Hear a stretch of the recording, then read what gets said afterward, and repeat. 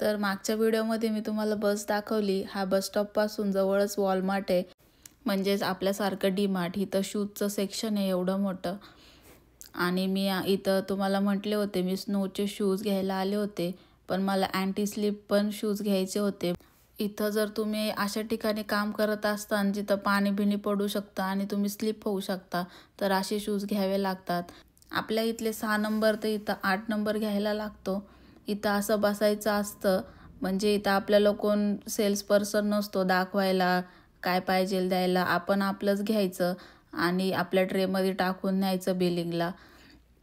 तर असे शूज लावलेले आहेत सगळे आणि एका साईडला बॉक्सेस पण ठेवलेले आहेत, म्हणजे वरती शोपीसला ठेवलेत आणि खाली त्याच नंबरचं आणि त्याच ब्रँडचे बॉक्स ठेवलेत। आपण आपलं घेऊन घालून बघायचं जे आवडेल ते। आपल्या इथं बुटं घ्यायला गेलो तर ते लोक असतात तरी सजेस्ट करायला की काय घ्यायला पाहिजे काय नाही, पण इथं सगळं गुगल करूनच करायला लागतं। मी स्नोचे पण शूज बघत होते। हे असे शूज उंच असतात आणि स्नोमध्ये चालायला सोपं पडतं, घसरत नाही या शूजमुळं। मला ग्रेवाले आवडलेले, पण त्याचं बेस असं होतं आणि असं नाही लागत स्नोसाठी। मग हे ट्राय केले। याचा कलर एवढा आवडला नव्हता, पण याचं जे खाली बेसला होतं तसं लागत होतं स्नोसाठी, मग हाच घेतला। बाय।